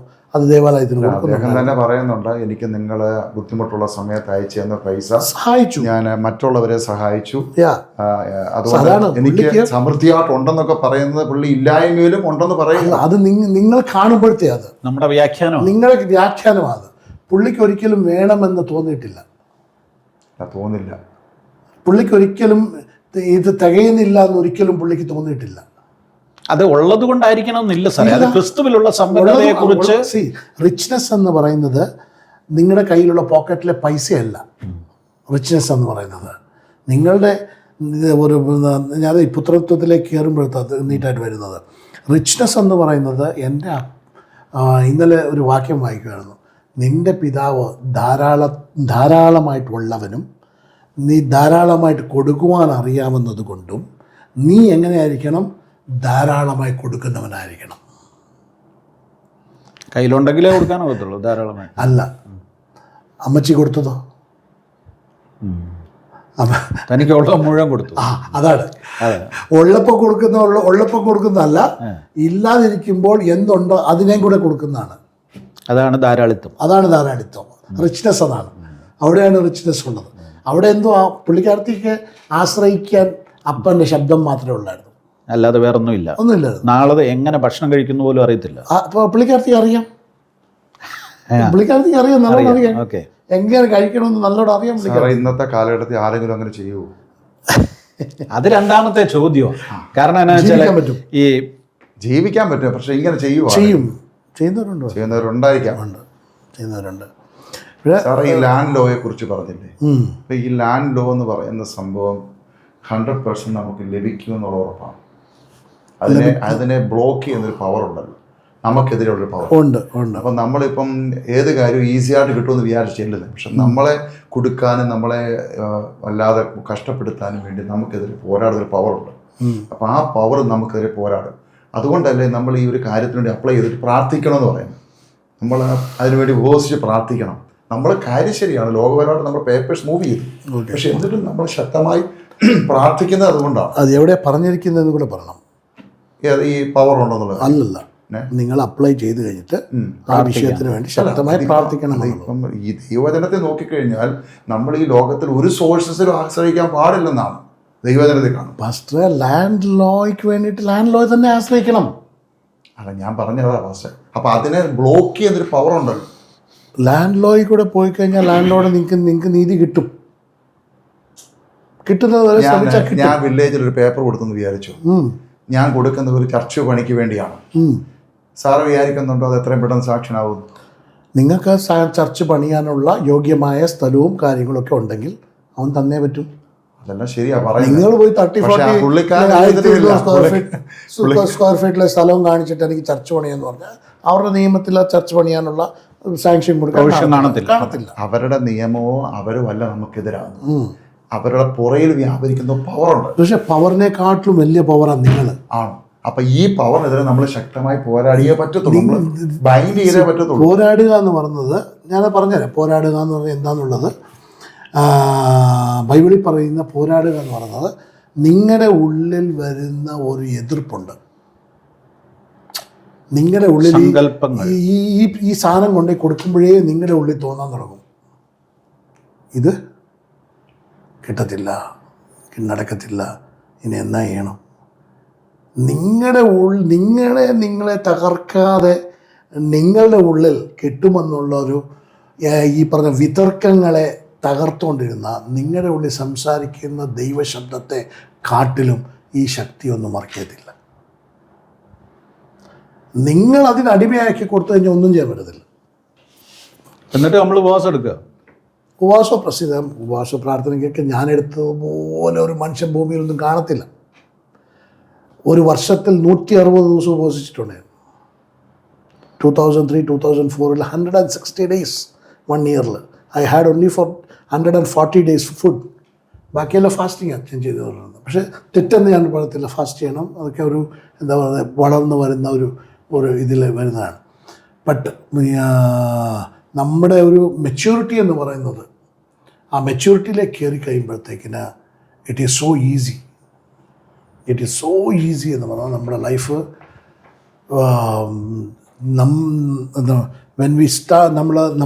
നമ്മളുടെ അവകാശം എന്താണെന്ന് നമുക്ക് മനസ്സിലാക്കാൻ തുടങ്ങിക്കഴിഞ്ഞാൽ ഇങ്ങോട്ട് വരാൻ തുടങ്ങും കാര്യങ്ങൾ. ഓപ്പണാകാൻ തുടങ്ങും, ഡോർ ഓപ്പണാകാൻ തുടങ്ങും. അത് ആ ഒരു ഇതിലേക്ക് നമ്മുടെ ചർച്ചകൾ നമ്മളെ വിടുന്നില്ല എന്നുള്ളതാണ് ഏറ്റവും വലിയ വിഷയം. അപ്പോൾ സാറ് പറയുന്ന പോരാട്ടം നമ്മൾ അതിനെ ഓവർകം ചെയ്യാന്നാണ് പറയുന്നത്. ബൈബിളിൽ എത്ര വർഷം, പുതിയ നിയമത്തിൽ എത്ര വർഷം പോരാട്ടം എന്നുണ്ടെന്നല്ലോ അറിയാം. എഫേസ്യ ലേഖനം 6-ാം അധ്യായം. ഓക്കെ, നമുക്ക് പോരാട്ടമുള്ളത് ജഡരക്തങ്ങളോടല്ല. അപ്പം ജഡരക്തങ്ങളോടല്ല എന്ന് പറഞ്ഞാൽ പിന്നെ അതിന്റെ അർത്ഥം എന്താ? അതിന്റെ അർത്ഥം നമ്മുടെ മുന്നിൽ നിൽക്കുന്ന മാത്യുവോ ജഡരക്തങ്ങളോടല്ല, നമ്മുടെ മുന്നിൽ നിൽക്കുന്ന വില്ലേജ് ഓഫീസർ ആയിരിക്കുന്ന മാത്യുവോ നാരായണോ അല്ല. അപ്പൊ ഈ ലോകത്തോട് നിങ്ങൾ പോരാടണ്ട അല്ലേ? അടുത്ത് പറയുന്നുണ്ടല്ലോ, വാഴ്ചകൾ, അധികാരങ്ങൾ, ഈ പുള്ളികളെല്ലാം എങ്ങനെയാണ് നിങ്ങളോട് ഇടപെടുന്നത്? സ്പിരിറ്റിലാണ്. അപ്പം യുദ്ധമുള്ളത് എവിടെയാ? സ്പിരിറ്റിലാണ്. സ്പിരിറ്റ് ആൻഡ് മൈൻഡിലാണ്. ആണ്. ഈ രണ്ടില്ല അല്ലേ? ആ മൈൻഡിലെ യുദ്ധമാണ് കൊരിന്ത്യലേഖനത്തിൽ രണ്ടാമത്തെ തവണ പോരാട്ടം എന്ന് പറയുന്നത്. കൊരിന്ത്യല്ല, റോമാലേഖനത്തിൽ പറയുന്നുണ്ട്. പോരാട്ടം എന്ന് പറഞ്ഞാൽ 7-ാം അധ്യായം 22 പറയുന്നു, ഞാൻ ആത്മാവിൽ എനിക്കറിയാൻ കിട്ടുമെന്നുള്ളത്. പക്ഷെ എൻ്റെ മനസ്സിനോട് പോരാടുന്ന വേറെ ഒരു ശക്തി, വേറെ ഒരു നിയമം അതെൻ്റെ ശരീരത്തിൽ ഞാൻ കണ്ടുവരുന്നു. അത് എന്നെ ബദ്ധനാക്കി, എന്നെ അടിമയാക്കി പോകുന്നു. അയ്യോ കഷ്ടം. ഇതെന്താണ് ഈ പോരാട്ടം? എന്താണ് അവിടെ വരുന്നത്? പോരാട്ടം പൗലോസ് ന്യായപ്രമാണത്തിന്റെ ആ ഒരു രീതി ജീവിക്കുന്ന സമയത്തല്ല. അതാണ് ഈ പൗലോസ് ന്യായപ്രമാണമൊക്കെ വിട്ട് വർഷങ്ങൾ കഴിഞ്ഞു. പിന്നെന്തിനാ ന്യായപ്രമാണത്തിൽ പോയി ജീവിക്കില്ല? പുള്ളി അതിൽ നിന്ന് പുറത്തു വന്ന കാര്യമാണല്ലോ പറയുന്നത്. അല്ല, അതിൽ നിന്ന് പുറത്തു വന്നെന്ന് പറയുന്നില്ലല്ലോ അവിടെ പറഞ്ഞോ? ഇല്ല. അവസാനം പറയുന്നത് ക്രിസ്തുയേശു മൂലം ഇപ്പം ജയം കിട്ടിയെന്നാ. ക്രിസ്തുവിനെ വിശ്വസിച്ചാൽ പിന്നെ ജയം കിട്ടിയെന്ന് അർത്ഥം. അപ്പം പിന്നെ ന്യായപ്രമാണത്തിന്റെ കാര്യമല്ല പറഞ്ഞത്. ക്രിസ്തുവിനെ വിശ്വസിക്കുന്ന അന്നോട്ട് പുള്ളിക്ക് ജയം കിട്ടിയിട്ടുണ്ട് അല്ലേ? കിട്ടണം. അപ്പം പിന്നെ ന്യായപ്രമാണത്തിൻ്റെ അല്ല, ഇപ്പോഴും സംഭവിച്ചുകൊണ്ടിരിക്കുന്ന കാര്യമാണ് പുള്ളി പറഞ്ഞു വരുന്നത്. അപ്പോൾ അതിൻ്റെ 8-ാം അധ്യായത്തിലാണ് പുള്ളി പറയുന്നത്, ക്രിസ്തുവിലുള്ളവർക്ക് ഇപ്പോൾ ശിക്ഷാവിധിയൊന്നുമില്ല, ആത്മാവിൻ്റെ നിയമമോ ഈ ജഡത്തിന്റെ മരണത്തിന്റെ നിയമത്തിൽ നിന്ന് ഞങ്ങളെ ക്രിസ്തുയേശുവിൽ സ്വാതന്ത്ര്യം വരുത്തി. അവിടെ പുതിയൊരു നിയമത്തെ കൊണ്ടുവരുന്നുണ്ട്, ആത്മാവിന്റെ നിയമം. ഇതെന്തോ ഈ ആത്മാവിന്റെ നിയമം? ആ ആത്മാവിന്റെ നിയമത്തിലുണ്ട്, അത് പുതിയ നിയമമാണ്. ആത്മാവിന്റെ നിയമം എന്ന് പറഞ്ഞ സംഭവം എന്താണ്? ഇവിടെ ആ പരിശുദ്ധാത്മാവും നമ്മുടെ അന്തരാത്മാവിൽ സംസാരിക്കുന്നു. ഞാൻ ഇപ്പം നിങ്ങൾ ഒരു പ്രശ്ന ചർച്ചിന് വേണ്ടി ആപ്ലിക്കേഷൻ കൊടുക്കാൻ പോവുക, പരിശുദ്ധാത്മാവ് പോലെ ധൈര്യമായിട്ട് പോടാം, ഞാൻ ധാരാളം കൂടെ ഉണ്ട്, ആപ്ലിക്കേഷൻ കൊടുക്കുക ഒക്കെ പറയുന്നു. മനസ്സ് ആത്മാവിൻ്റെ കൂടെ തന്നെ നിൽക്കുന്നത്. അവിടെ പോയപ്പോഴത്തേന് എന്നോടത് ചർച്ചോ ഇതില്ലല്ലോ അതില്ലല്ലോ എന്നാ തോന്നാൻ തുടങ്ങും. പോയി തീർന്നു. ഇതെവിടുന്ന വന്ന് ഈ പോയി തീർന്നു ഒക്കെ ശരീരത്തിൽ നിന്ന്. ശരീരം ഈ ലോകത്തിൽ കേൾക്കുന്ന ശബ്ദമാണ്, വില്ലേജ് ഓഫീസറിൻ്റെ ശബ്ദമാണ് ശരീരം എടുക്കുന്നത്. ശരീരത്തിലെ പാപത്തിൻ്റെ നിയമമുള്ളത്. പാപത്തിൻ്റെ നിയമം എന്ന് പറഞ്ഞാൽ എന്താണ്? ദൈവ ശബ്ദത്തിന്, പരിശുദ്ധാത്മാവ് പറഞ്ഞ ശബ്ദത്തിന് മനസ്സ് രാത്രി രാവിലെ വരെയും കൂടെ നിന്നു. ഇതിനെ അനുസരിപ്പിക്കാൻ വിടാതെ പുറകോട്ട് വലിപ്പിക്കുന്ന ശക്തിയാണ് ഈ പാപത്തിൻ്റെ ശക്തി. അവൻ പറഞ്ഞ് അവനെ ആ ടേബിളിൽ കൊണ്ടുപോയി കൊടുക്കുക. അവിടെ ചെന്നപ്പം പറഞ്ഞേ ലൈബിലിറ്റി എന്ത് ചെയ്യടാ, ടാക്സിൻ്റെ പേപ്പർ എന്ത് ചെയ്യുക, ഇതിൻ്റെ അളവ് ശരിയില്ലല്ലോ, സ്കെച്ച് ശരിയില്ലല്ലോ. അപ്പോഴത്തേനും ഉണ്ടായിരുന്ന പകുതി കൂടെ ധൈര്യം പോയി. അപ്പോഴത്തേനും ഈ പാപത്തിൻ്റെ ശക്തി എന്നായതു മനസ്സിനെ ആത്മാവിൽ നിന്ന് വേർപിരിച്ചു. ആത്മാവിൻ്റെ നിയമമായി ഇവിടെ നടക്കുന്നത്. എന്തുവാ? പരിശുദ്ധാത്മാവ് എന്ത് പറഞ്ഞോ അത് അഭിപ്രായമല്ല, അത് നിയമമാണ്. ഞാൻ ചെയ്തു തരാം എന്ന് പറഞ്ഞാൽ അത് അഭിപ്രായമല്ല. അതിന് വിരോധമായിട്ട് ഈ ഭൂലോകത്തിലെ ഏത് വലിയ ആൾ വരട്ടെ, പരിശുദ്ധാത്മാവ് പറഞ്ഞിട്ടുണ്ടെങ്കിൽ അത് നിയമമാണ്. പക്ഷേ ഈ മനസ്സപ്പോഴത്തേന് എന്ത് ചെയ്തു? വിട്ടുപോന്നു. ഏത് നിയമത്തോട് കീഴ്പ്പെട്ടോ? ജഡത്തിലുള്ള പാപത്തിന്റെ നിയമത്തോട് കീഴ്പ്പെട്ട് അടിമയായി. ഇന്നും നമ്മുടെ ഉള്ളിൽ പ്രവർത്തിക്കുന്ന സാധനം ഇത്. പൗലോസിന്റെ ഉള്ളിൽ അങ്ങ് പ്രവർത്തിച്ചൊന്നുമല്ല, ഇന്നും നമ്മുടെ ഉള്ളിൽ പ്രവർത്തിക്കുന്ന സാധനം ഇത്. പക്ഷേ നിങ്ങളുടെ മനസ്സിന് എന്ന് മനസ്സിലാകും ഈ പരിശുദ്ധാത്മാവ് പറഞ്ഞാൽ അതിനപ്പുറം നടക്കത്തില്ലെന്ന് എന്ന് നിങ്ങളുടെ മനസ്സിന് ഉറച്ച് മനസ്സിലാകുമോ, അന്ന് നിങ്ങൾ ഈ അനുസരണക്കേടിന് ന്യായം വിധിക്കാൻ തുടങ്ങും. കൊരിന്ത്യലേഖനത്തിൽ പറയുന്നതാണ്, നിങ്ങളുടെ അനുസരണം എന്ന് തികയുന്നു. ഏതാ? പരിശുദ്ധാത്മാവ് പറയുന്ന ഈ നിയമത്തിന് നിങ്ങളുടെ മനസ്സ് എന്ന് ഉറച്ചു നിൽക്കുന്നു. തർക്കങ്ങളോട് നിങ്ങൾ കീഴ്പ്പെടാതെ, ചിന്തകളിനോട് കീഴ്പ്പെടാതെ, പരിശുദ്ധാത്മാവ് പറയുന്ന നിയമത്തോട് നിങ്ങൾ എന്ന് ഉറച്ചു നിൽക്കുന്നു, എന്ന് നിങ്ങളുടെ അനുസരണം തികയുന്നു. അനുസരണം തികയാന്ന് പറഞ്ഞാൽ പരിശുദ്ധാത്മാവ് പറഞ്ഞു തീർന്നു പരിപാടി. അതിനപ്പുറം വേറെ എന്നെ വേർപിരിക്കാൻ ഈ ഭൂലോകത്തിൽ ഒരു ശക്തിക്കും കഴിയത്തില്ല. ആ ഒരു ആത്മാവിൻ്റെ നിയമത്തിൽ ഒന്നായി കഴിഞ്ഞാൽ ഈ പറഞ്ഞ ഒരു ശക്തിക്ക് നിങ്ങളെ വേർപിരിക്കും. പോരാട്ടം എന്ന് പറഞ്ഞാൽ ഇതാണ്. പോരാടുക എന്ന് പറഞ്ഞാൽ എന്താണ്? ലോകത്തിൻ്റെ ശക്തി ദൈവാത്മാവിന്റെ ശബ്ദത്തിൽ നിന്ന് നിങ്ങളുടെ മനസ്സിനെ വേർതിരിക്കാൻ അനുസരിക്കാൻ കഴിയാത്ത തലത്തിലേക്ക് കൊണ്ടുപോകുക. അത് ഇന്നും നടക്കുന്നുണ്ട്, ചാകുന്നവരെ നടക്കും. സാറേ, ഇതിനകത്ത് എനിക്ക് മനസ്സിലായ ഒരു കാര്യം എന്ന് പറയുന്നത്, ദൈവത്തിൻ്റെ പരിശുദ്ധാത്മാവിൻ്റെ ശബ്ദം നമ്മൾ കേട്ടു. നമ്മളോട് ഒരു വിഷയത്തിൽ, നമ്മുടെ ഭൗതികമായ ഒരു വിഷയത്തിൽ അല്ലെങ്കിൽ ആത്മീയമായ ഒരു വിഷയത്തിൽ ദൈവത്തിൻ്റെ പരിശുദ്ധാത്മാവ് നമുക്കൊരു ഷുവർട്ടി തന്നു, അല്ലെ ഉറപ്പ് തന്നു. അതിനുശേഷം ഇനിയൊരു വിഷയം, ദൈവത്തിൻ്റെ പരിശുദ്ധാത്മാവ് നമ്മുടെ ഈ ആത്മീകം എന്ന് കയറ്റി വിടാതെ ഈ ലോകത്തിൽ നിങ്ങൾക്ക് ജീവിക്കാൻ ഉപദേശിക്കാൻ വന്ന പാർട്ടിയാണ് പരിശുദ്ധാത്മാവ്.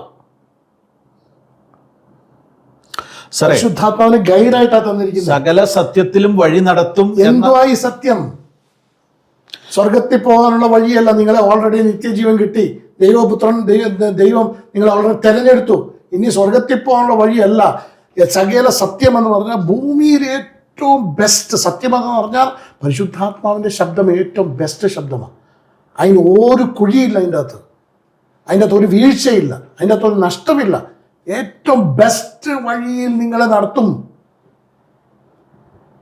പരിശുദ്ധാത്മ വന്നിരിക്കുന്ന ഗൈഡായിട്ട് നമ്മൾ നടത്താൻ വേണ്ടിയാണ് വന്നിരിക്കുന്നത്. നമ്മൾ ഈ പുള്ളിയെ ആത്മീകമാക്കി വെച്ചിരിക്കുക, കംപ്ലീറ്റ്ലി സ്പിരിച്വൽ ആക്കി വെച്ചിട്ട് ഞായറാഴ്ച 1.5 മണിക്കൂർ കൈയടിക്കാനും അന്യഭാഷ പറയാനുമായിട്ട് ഈ പുള്ളിയെ ഒതുക്കി വെച്ചിരിക്കുക. ഈ പുള്ളി അതിനു വേണ്ടി വന്നല്ല.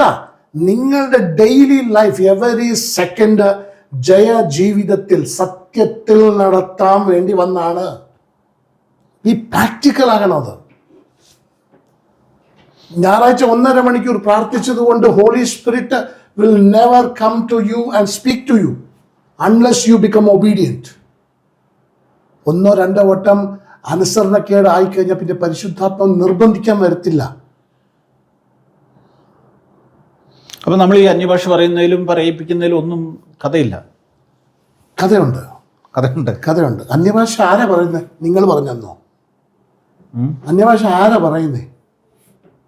പരിശുദ്ധാത്മാവ് നമ്മൾ വരുമ്പോൾ ദൈവാത്മാവ് തരുന്ന വാക്കുകൾ പുറത്തു വരുന്നത് അത് അന്യഭാഷയായി. അല്ല, അത് കൊരിന്ത്യർ പറയുന്നത് നിങ്ങൾ ഈ ഭാഷ സംസാരിക്കുമ്പോൾ ദൈവത്തോട് സംസാരിക്കുന്ന മനുഷ്യരോടല്ല, ആത്മാവ് പ്രേരേപ്പിച്ചിട്ടാണ് ഇത് സംസാരിക്കുന്നത്. അതെ. അപ്പൊ ആത്മാവിൻ ഭാഷ സംസാരിക്കുന്നത് ആത്മാവ് നിങ്ങൾക്ക് വേണ്ടിയിട്ട് യാചിക്കുക ചെയ്യുന്നത്. ഇല്ലെങ്കിൽ ആത്മാവിൻ്റെ ഒരു ഡയലോഗാണ് പറഞ്ഞുകൊണ്ടിരിക്കുന്നത്. അപ്പം നിങ്ങളുടെ ഡയലോഗ് തെറ്റിപ്പോയത് കൊണ്ട് പുള്ളി തിരുത്തുക ചെയ്തുകൊണ്ടിരിക്കുന്നത്.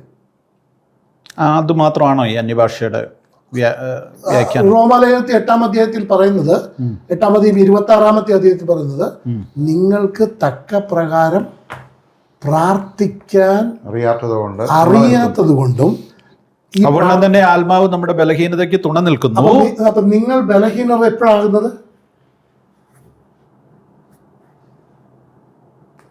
നിങ്ങളുടെ ബലഹീനതയിൽ തുണ നിൽക്കുന്നു എന്നല്ല പറഞ്ഞേ. അതെ അതെ. എപ്പോഴായിരിക്കും പരിശുദ്ധാത്മാവ് നിങ്ങളുടെ ബലഹീനതയെ കാണുന്നത്? എപ്പോഴാ നിങ്ങൾ ബലഹീനമായിട്ട് കാണുന്നത്? എപ്പോഴാ? നമുക്ക് ഈ പൂർണ്ണ അനുസരണത്തിലേക്ക് വരാൻ പറ്റാത്ത, ബാക്കി വായിച്ചോ. ഓക്കെ. ബലഹീനതയ്ക്ക് തുണ നിൽക്കുന്നു, വേണ്ടും പോലെ പ്രാർത്ഥിക്കേണ്ടത്.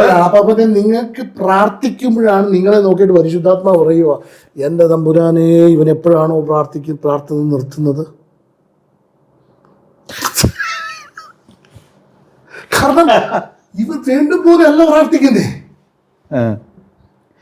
ഇവൻ ഇപ്പോഴും യാചിച്ചോണ്ടിരിക്കുക. പരിശുദ്ധാത്മാവ് സൈഡിൽ നിന്നോട്ട് പറയുക, എപ്പോഴും പ്രാർത്ഥന നിർത്തുന്നില്ല. അപ്പം വേണ്ടും പോലെ പ്രാർത്ഥിക്കാൻ അറിയാൻ മേലാത്ത ഇവൻ്റെ പ്രാർത്ഥനയെല്ലാം കൂടെ ബ്ലോക്ക് ചെയ്തിട്ട് പരിശുദ്ധാത്മാവിൻ്റെ ഉള്ളിൽ പ്രേരിപ്പിച്ചിട്ട് അന്യഭാഷ കൂടെ പുള്ളിയുടെ അഭിപ്രായം പറഞ്ഞുകൊണ്ടിരിക്കും. വേണ്ടും പോലെ പ്രാർത്ഥിക്കേണ്ടത് എന്തെന്ന് നാം അറിയുന്നില്ലല്ലോ, ആത്മാവ് തന്നെ ഉച്ചരിച്ചുകൂടാത്ത ഞരക്കങ്ങളാൽ നമുക്ക് വേണ്ടി പക്ഷവാദം ചെയ്യുന്നു. അപ്പം പിന്നെ ഇവൻ നല്ലോണം പ്രാർത്ഥിക്കുന്നുണ്ടെങ്കിൽ പുള്ളിയെ ചുമ്മാ ഇരുന്നാ പോരെ. ബൈബിൾ പഠിപ്പിച്ചിട്ടുണ്ട്. അന്യഭാഷയിൽ സംസാരിക്കാൻ ദൈവത്തോട് സംസാരിക്കുന്നു എന്ന് പൗലോസ് പറയുന്നുണ്ട്. ദൈവത്തോട് എന്ത് സംസാരിക്കുക? പ്രാർത്ഥന മാത്രമാണോ? അല്ല, എന്താ സംസാരിക്കുന്നത് അവിടെ പറഞ്ഞിരിക്കുന്നത്? ദൈവത്തോട് സംസാരിക്കുന്ന എല്ലാം പ്രാർത്ഥനയല്ലേ? അല്ലേ, ദൈവത്തോട് എന്താ സംസാരിക്കുന്നത് പറഞ്ഞിരിക്കുന്നത്? കൊരിന്ത്യർ ലേഖനത്തില് ദൈവത്തോട് മർമ്മങ്ങൾ വായിച്ച. കൊരിന്ത്യർ ലേഖനം 14-ാം അധ്യായം, 1 കൊരിന്ത്യർ ലേഖനം 14-ാം അധ്യായം. അന്യഭാഷയിൽ സംസാരിക്കുന്നവൻ ദൈവത്തോട് സംസാരിക്കുന്നു, അവൻ മനുഷ്യരോടല്ല. അതിന്റെ ബാക്കി ഏതാ സാറേ? അന്യഭാഷകൾ അടയാളങ്ങളായിരിക്കുന്ന വിശ്വാസികൾക്കല്ല, അവിശ്വാസികൾക്ക് എത്ര? പ്രവചനം 14:2. അന്യഭാഷയിൽ സംസാരിക്കുന്നവൻ മനുഷ്യരോടല്ല ദൈവത്തോട് അത്രേ സംസാരിക്കുന്നു. ആരും തിരിച്ചറിയുന്നില്ലല്ലോ, ആർക്കും മനുഷ്യനെ തിരിച്ചറിയത്തില്ല. എങ്കിലും അവൻ ആത്മാവിൽ മർമ്മങ്ങളെ സംസാരിക്കുന്നു. അപ്പൊ എന്തോ സംസാരിക്കുന്നേ? മർമ്മങ്ങൾ. അന്യഭാഷയിൽ സംസാരിക്കുന്നവൻ മർമ്മമാ സംസാരിക്കുന്നത്. അത് മാത്രമേ ഉള്ളൂ. അപ്പൊ ആത്മാവ് നമ്മളെ പ്രേരേപ്പിച്ചിട്ട് ദൈവത്തോട് എന്തോ സംസാരിച്ചുകൊണ്ടിരിക്കുന്നത്? മർമ്മങ്ങൾ. മർമ്മം എന്ന് പറഞ്ഞാൽ രഹസ്യമായ കാര്യം. എന്തുവാ ഇത്രയും രഹസ്യം? നിങ്ങൾക്ക് ദൈവത്തെ അറിയിക്കാനുള്ള രഹസ്യം എന്താ? Right way of prayer. അത് നിങ്ങൾക്ക് പ്രാർത്ഥിക്കാൻ അറിയാൻ മേലാതെ നിങ്ങൾക്കിപ്പോൾ നാളെ രാവിലെ ഒരു 5 ലക്ഷം രൂപ വേണം. നിങ്ങളെങ്ങനെ പ്രാർത്ഥിക്കും ദൈവത്തോട്? നമ്മൾ 5 ലക്ഷം രൂപ വേണമെന്ന് മലയാളത്തിൽ പറയും. കർത്താവേ, ഇല്ല ഇംഗ്ലീഷ് അറിയാവുന്നവർ ഇംഗ്ലീഷിൽ പറയും. കർത്താവേ പൈസ തരണേ, അല്ലെങ്കിൽ നടക്കത്തില്ല, നാണം കെടുത്തി കളയൽ ആവശ്യമുണ്ട്, അല്ലേ? ഈ പ്രാർത്ഥിക്കുന്നത് ഒരു യാചനയാണോ, കൽപ്പനയാണോ, അതോ അവകാശമാണോ? യാചനയാലും എന്നൊക്കെ വേദപുസ്തകത്തിൽ പ്രാർത്ഥനയെ കുറിച്ച് അപേക്ഷയാലും. ഞാൻ ചോദിച്ചത് ഏത് രീതിയാണ്? യാചനയുടെ ഒരു ഭിക്ഷ യാചിക്കുന്ന ഒരു രീതി. അതായത് ദൈവത്തോടാണല്ലോ ചോദിക്കുന്നത്. ദൈവത്തോട് നമ്മൾ യാചിക്കുക ചെയ്യുന്നത്. പക്ഷെ പുതിയ നിയമത്തിൽ വരുമ്പോൾ ഇന്നത്തെ സബ്ജക്റ്റ് പുത്രത്വം എന്ന് പറഞ്ഞ സബ്ജക്റ്റ്. ഓക്കെ, ഈ യാചന വരുമ്പോഴത്തേക്കിനാണ് പരിശുദ്ധാത്മാവ് ദൂരെ നിന്നുകൊണ്ട് തക്ക പ്രകാരം ഇവന് പ്രാർത്ഥിക്കാൻ അറിയത്തില്ലോ എന്നും പറഞ്ഞിട്ടാണ് പുള്ളി നമ്മുടെ ഈ നാക്കിലൂടെ നമ്മളെ പ്രേരേപ്പിച്ചിട്ട് ഇന്നത് പറയടാ, ഇങ്ങനെയൊക്കെ പറയടാ, ഷെദലോ റുഖേബെ സേബെ തോറോ റബാ എന്ന് പറയടാ. അന്ന് ആരോടെ പറഞ്ഞുകൊണ്ടിരിക്കുന്നത്? എൻ്റെ നാക്കിലൂടെ പുള്ളി ദൈവത്തോട് പറഞ്ഞുകൊണ്ടിരിക്കുക. അപ്പോൾ ഈ ദൈവത്തോട് പറയുന്നത് ഈ 5 ലക്ഷത്തിന് വേണ്ടിയിട്ടുള്ള എന്തോ ഒരു രഹസ്യത്തിൻ്റെ മർമ്മമാണ് പറഞ്ഞുകൊണ്ടിരിക്കുന്നത്.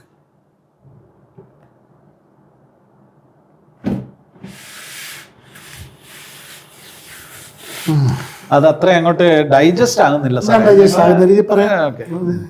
എൻ്റെ ഈ ഡൈജസ്റ്റ് ആകുന്ന രീതി പറയുന്നതാണ് എനിക്ക് ഇഷ്ടം. ഓക്കെ, നാളെ നിങ്ങളുടെ 5 ലക്ഷം രൂപ വേണം എന്നുള്ളത് ദൈവത്തിന്റെ സങ്കല്പത്തിൽ ഓൾറെഡി നിറവേറിയതാണോ? അതെ, ദൈവം നമുക്ക് വേണ്ടി ഒരുക്കി വെച്ചിട്ടുണ്ട്. അവന്റെ പദ്ധതിയുടെ ഭാഗമായിരിക്കാം. അത് ബാക്കിയെടുത്ത് കൊരിന്ത്യലേഖനത്തിനടുത്ത് ദൈവം തന്റെ മക്കൾക്കായി കരുതിയിട്ടുള്ളത് ഒരു കണ്ണ് കണ്ടിട്ടില്ല, ഒരു ചെവി 2:8-9 തോന്നുന്നു.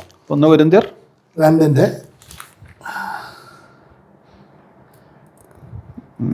ദൈവം ലോക സൃഷ്ടിക്കുമ്പോൾ നമ്മുടെ തേജസ്സിനായി മറിഞ്ഞിരിക്കുന്നു ആയ ദൈവത്തിന്റെ ജ്ഞാനമർമ്മമായി നിങ്ങൾ പ്രസ്താവിക്കുന്നു. ദൈവം അത് 7. ദൈവം ലോക സൃഷ്ടിക്ക് മുൻപേ നമ്മുടെ തേജസ്സിനായി മുൻനിയമിച്ചത്. നമ്മുടെ തേജസ്സിനായി നിങ്ങൾക്ക് ഒരു തേജസ് ഉണ്ട്, യെസ്, നിങ്ങളുടെ തേജസ്സിനായി മുൻനിയമിച്ചതും. അപ്പം നാളെ 5 ലക്ഷം രൂപ നിങ്ങളുടെ ആവശ്യം നിറവേറണമെന്നുള്ളത് തേജസ്സാണോ? തേജസ്സിലുള്ളതാണോ? ഇത് ഈ ലോക സൃഷ്ടിക്കുമ്പോൾ നമ്മുടെ തേജസ് എന്ന് പറയുന്നത് ഈ തേജസ്കരിക്കപ്പെട്ട ശരീരത്തിലുള്ള തേജസ് അല്ലേ? എല്ലാം തേജസ്സുള്ളതല്ലേ? അല്ലെന്നേ, ഈ തേജസ് എന്ന് പറയുന്നത് നമ്മൾ മരിച്ചു കഴിഞ്ഞാൽ അല്ലെ ഉയർത്തെഴുന്നേറ്റ് ഒരു തേജസ്കരിക്കപ്പെട്ട ശരീരത്തിൽ വരുമ്പോൾ ഉള്ള തേജസ്സിന്റെ കാര്യം അല്ലേ പറയുന്നത്? നിങ്ങൾക്ക് തേജസ്സും മഹത്വമൊന്നും ഇല്ലേ? ഗ്ലോറിയുടെ മേൽ ഗ്ലോറിയും അല്ലേലയുടെ മേൽ അല്ലേലും ഒക്കെ അടിച്ചു പൊട്ടിക്കുന്നല്ലേ? യേശു പറഞ്ഞു എന്റെ മഹത്വം എനിക്ക് താ, അല്ലേ? അപ്പൊ നമുക്ക് ഈ ഭൂമിയിൽ നമുക്കൊരു മഹത്വമുണ്ട്. അപ്പൊ നമ്മുടെ മഹത്വത്തിനായിട്ട് ദൈവം മുൻ നിയമിച്ചത്. അപ്പൊ നമ്മുടെ തോൽവിക്ക് വേണ്ടിയിട്ടല്ല, നമ്മുടെ നാണം കെടുത്ത നമ്മുടെ തേജസ്സിനായി മുൻനിയമിച്ചും മറഞ്ഞിരിക്കുന്നതുമായ ദൈവത്തിന്റെ ജ്ഞാനം അത്രയും മർമ്മമായി നിങ്ങൾ പ്രസ്താവിക്കുന്നു. മർമ്മം. അപ്പൊ മർമ്മം എന്താണെന്ന് പറഞ്ഞാൽ മനസ്സിലായി. അപ്പൊ മർമ്മം, ഈ പറഞ്ഞ ആ മർമ്മം എന്താറിയോ? അന്യഭാഷ പറഞ്ഞപ്പോ പറഞ്ഞ മർമ്മം എന്താറിയോ? ദൈവം മുൻനിയമിച്ച് നമ്മുടെ മഹത്വത്തിനായിട്ട് ഒരുക്കി വെച്ചിട്ടുള്ള ഈ 5 ലക്ഷത്തിന്റെ സംഭവം തീരാൻ വേണ്ടിയിട്ട്, അതിന്റെ കാര്യങ്ങൾ കഴിയാൻ വേണ്ടിയിട്ട് എങ്ങനെയോ ഒരു പ്ലാൻ ഒരുക്കി വെച്ചിട്ടുണ്ട്. അത് ഓൾറെഡി നിറവേറിയതല്ലേ? അത് നിറവേറിയതാ, പക്ഷെ നമുക്ക് മറിഞ്ഞിരിക്കുന്നത് ഓൾറെഡി നിറവേറിയതാ അല്ലേ?